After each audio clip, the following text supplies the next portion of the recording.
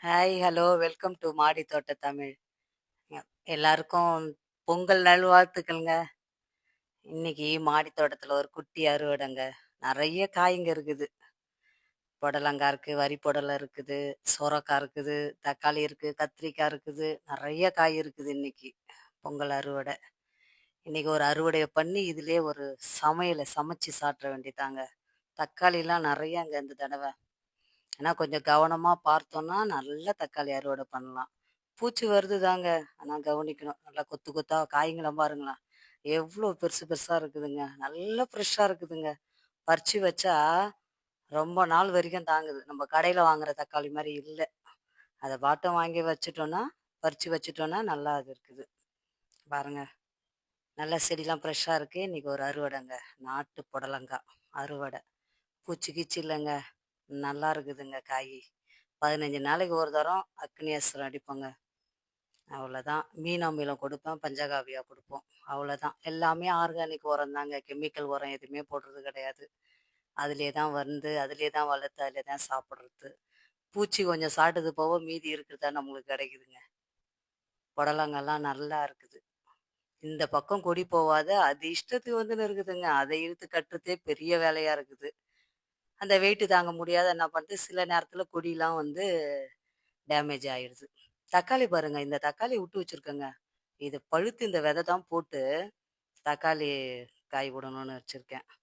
தக்காளிலாம் நம்ம பெருசா விதை போட வேண்டியதே இல்லைங்க. நம்ம சமைக்கும்போது அத தண்ணீல போட்டு வச்சுர்றோமா, அந்த அரிசி கழிஞ்ச தண்ணி, மாவு அரைக்கிற தண்ணிலாம் போடுறோமா ஒரு 2 நாளு, அதுல இந்த தக்காளி காம்ப தான் நம்ம போட்டு வைக்கிறோம். தக்காளிக்கு நாங்க நாத்து விட்டதே கிடையாதுங்க. அதுல கொஞ்சம் நாட்டு சர்க்கரைய போட்டு ஒரு 3 நாள் ஊற வச்சுருவேன். அந்த தண்ணி எடுத்து தான் ஊத்துவேன். ஆனா, அதுக்கப்புறம் பார்த்தா கொத்து கொத்தா வந்திருக்கும் தக்காளி. அதுல எது நல்லா ஹெல்த்தியா இருக்குதோ அத மட்டும் எடுத்து தனியா வச்சுருவேங்க. இங்க பாருங்க இந்த சொரக்கா பாருங்க. 3 பிஞ்சு வந்திருந்துங்க. ஆனா, இவரு ஒருத்தவர் தான். சிட்டு சுவரையாம் அது.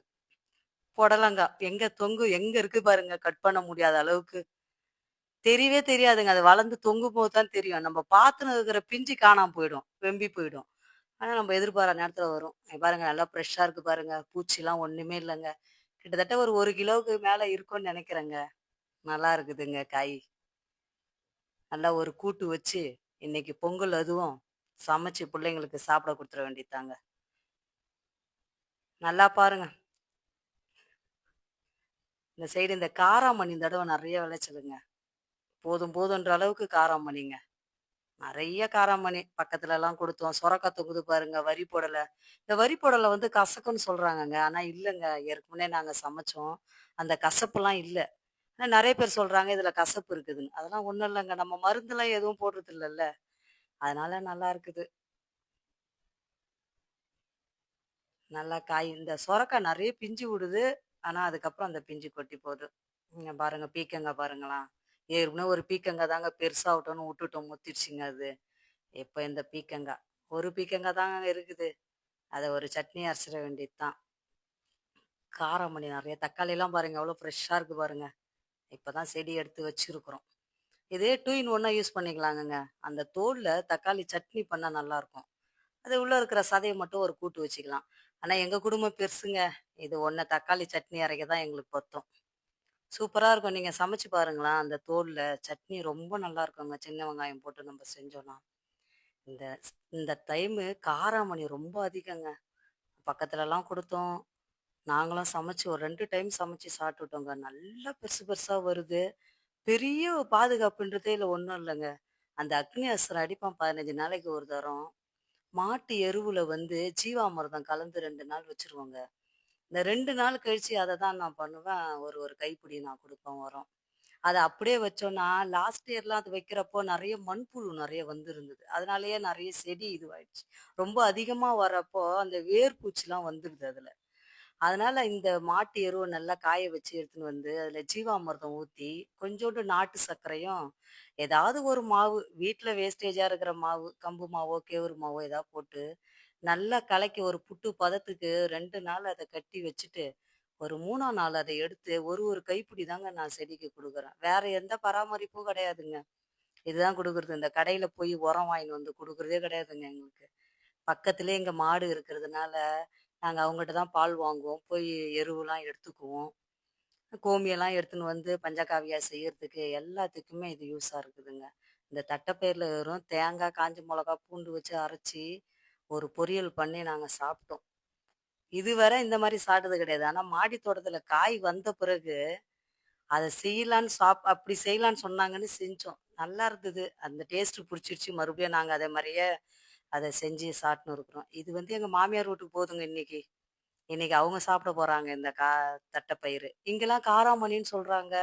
நாங்கலாம் இங்க காராமணின்னு தான் சொல்லுவோம். ஆனா இதுக்கு தட்டப்பயிறுன்னு சொல்றாங்கங்க.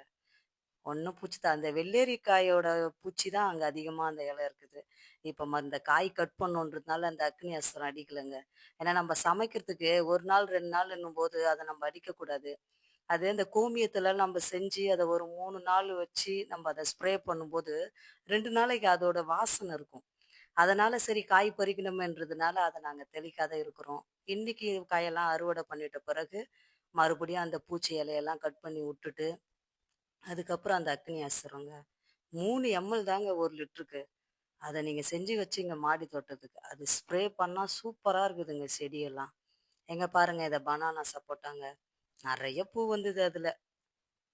இப்ப அதுல காய் வச்சுக்குது. மொளகாங்க. ஒரு பூச்சி கூட அதுல பார்க்க முடியாது மொளகால.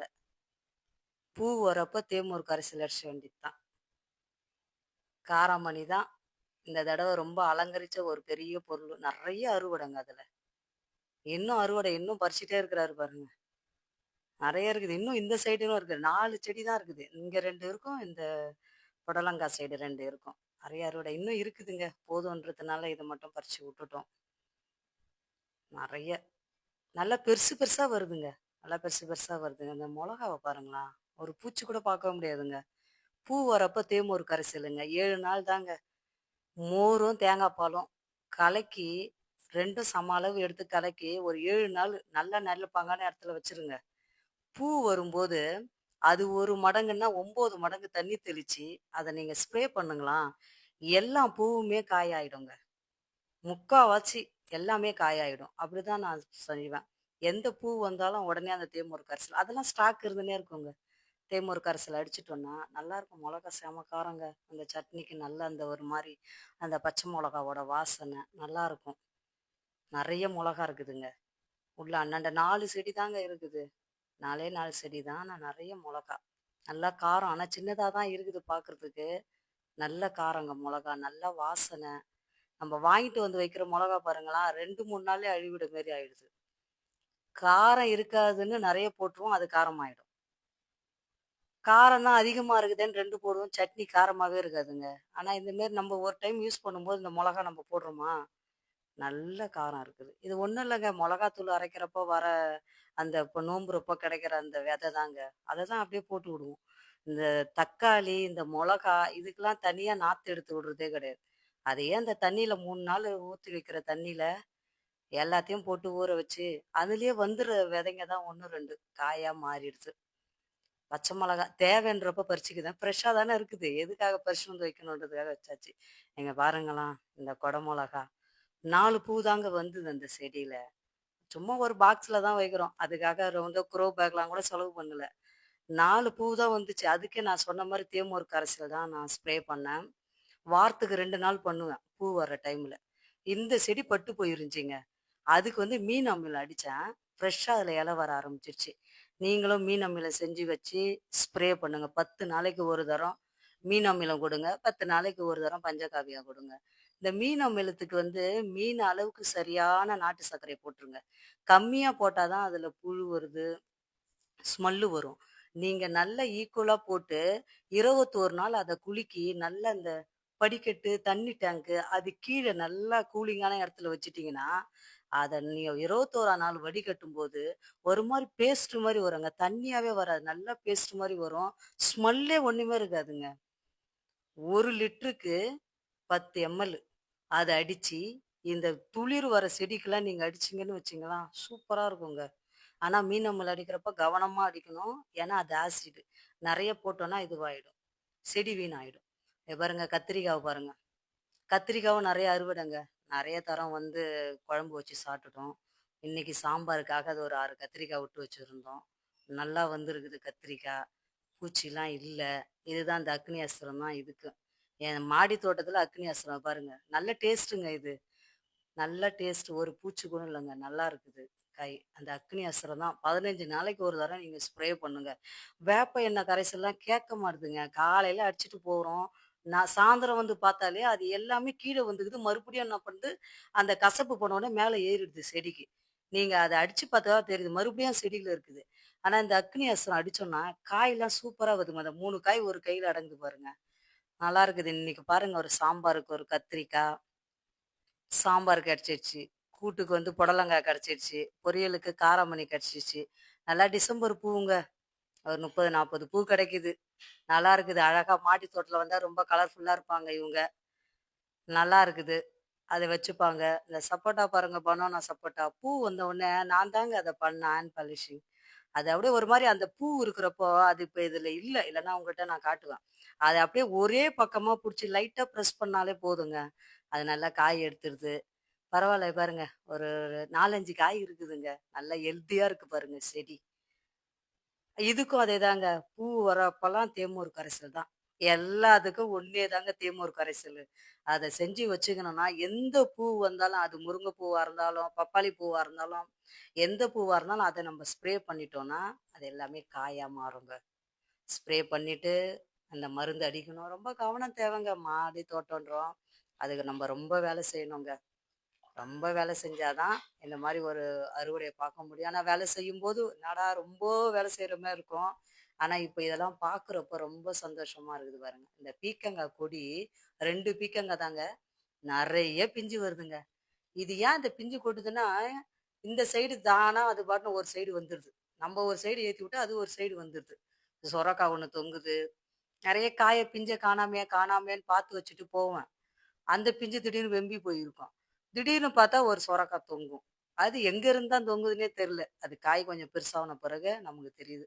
இப்ப இந்த மேலலாம் இருக்குதுங்க. அது பிஞ்சா பழுத்து போதா, இல்ல காயா வருதா தெரியல. வந்தா தான் தெரியும் அவங்களலாம். நல்லா இருக்குது. ஒரே ஒரு சொரக்கா தான் நல்லா தொங்கினுக்குது. வெண்டைக்காங்க. நெறைய இந்த தடவ அறுவடைங்க. நீங்க வீடியோல பார்த்தீங்கன்னா, நான் நெறைய வெண்டைக்கா அறுவடை போட்டிருப்பேன். நல்ல பிஞ்சு வெண்டைக்கா. 4 செடி தாங்க இருக்குது. ஆனா, இதுல 2 செடி தான் நல்லா காய் குடுத்துட்டே இருக்குது. இதுல பெரும்பாலும் இந்த எறும்பு தொல்லை தாங்க ரொம்ப அதிகம். எறும்பு தொல்லை தான். அதுக்கும் அந்த அக்னி அஸ்திரமே நம்ம அடிச்சோம்னா கூட போயிடும். அதையும் மீறி இருந்துச்சுன்னா, அந்த எறும்பு மருந்த லைட்டா நம்ப தூவி விட்டுர்லாங்க. ஆனா, எதுவா இருந்தாலும் நம்ம அறுவடை பண்றதுக்கு 2 நாளுன்னும்போது, அந்த மாரி இந்த எறும்பு மருந்து, இந்த அக்னி அஸ்திரம், வேப்ப எண்ணெய் இதெல்லாம் நம்ம அடிக்கணும். அந்த பூவ பாருங்களேன் நல்லா. ஆனா, அது உள்ள ஊர்பட்ட எறும்பு இருக்கு பாருங்க. ஸ்ப்ரே பண்ணி விட்டுற வேண்டியது தான். பாருங்க அந்த எறும்பு தான் சாப்பிடுறாங்க. எறும்பு தான் சாப்பிட்டு, சாப்பிட்டு நம்ப கஷ்டப்படுறது எல்லாத்தையும் வீணாக்கிடுவாங்க. ஆனா என்ன பண்றது? அவங்களுக்கும் நம்ம தானே சாப்பாடு குடுக்கணும். சொரக்காவ பாருங்க, அந்த சிட்டு சொரக்காங்க. 4 பிஞ்சு வந்தது. ஆனா இதுல 1 தாங்க நல்லா அழகா நிக்குது. சரி இப்ப வேணா ஒரு 2 நாள் கழிச்சு அத எடுத்துக்கலான்னு விட்டு வச்சிருக்கோம். பாருங்களாங்க, சின்ன கொடி தான். அவ்ளோ பெரிய காய் அது தாங்கின்னு இருக்குது. கடவுள் படைப்புலாம் அதுதாங்க. இவ்ளோ வெயிட்டா தாங்கின்னு இருக்குது. மனுஷன் தான் கொஞ்சம் கஷ்டம் வந்தாலே நம்மலாம் சோர்ந்து போயிடுறோம். ஐயோ! ரொம்ப கஷ்டமாக்குதே, கஷ்டமாக்குதேன்னு நெனைக்கிறோம். ஆனா இந்த மாரி காய்கறிலாம் பார்த்தா, லாஸ்ட் வீடியோல கூட பார்த்துருப்பீங்க. ஒரு இது வெள்ளரி பழம் அவ்ளோ பெருசா தொங்கின்னு இருந்துச்சுங்க. சூப்பருங்க கடவுள் படைப்பு. இங்க பாருங்க, இன்னைக்கு நல்ல அழகான ஒரு காராமணி, ஒரு பீர்க்கங்கா, புடலங்கா 1 கிலோவுக்கு மேல, அது சமைக்கிறதுக்கு தேவையான பச்சை மொளகா, இன்னைக்கு சாம்பாருக்கு இருக்குது, கூட்டுக்கு இருக்குது. பச்சை மொளகா தேவைன்னும்போது வந்து வந்து பறிச்சுக்கிறதுங்க. அதிகமா பறிக்கிறது கிடையாது. மேல தானே இருக்குது. டக்குனு வந்து பறிச்சுக்கலான்னு பறிச்சுக்கிறது. நெறைய காய்ங்க. இங்க பாருங்க தக்காளி. நம்ம மாடி தோட்டத்து தக்காளி கலர்ஃபுல்லா இருக்குது பாருங்க. ஒரு 4, 5 நாள் வெளியில வச்சாலே தாங்குதுங்க. பாருங்க வரி போடல. சூப்பர். வெண்டைக்காய் பாருங்க. வெண்டைக்காய், கத்திரிக்காய் சாம்பாருக்கு ரெடி, பொரியலுக்கு ரெடி, கூட்டுக்கு ரெடி. நைட்டு தக்காளி சட்னி கூட இன்னைக்கு ரெடிங்க. ஃபுல்லா இன்னைக்கு. நல்ல அறுவடை இந்த மாசத்துல. மாடி தோட்டத்துல. தேவையான அறுவடைய குடுத்துருச்சுங்க. பாய்ங்க. புடிச்சிருந்தா லைக் பண்ணுங்க, சப்போர்ட் பண்ணுங்க, ஷேர் பண்ணுங்க. அடுத்த வீடியோல பார்க்கலாம். மீண்டும் ஹேப்பி பொங்கல். Thank you.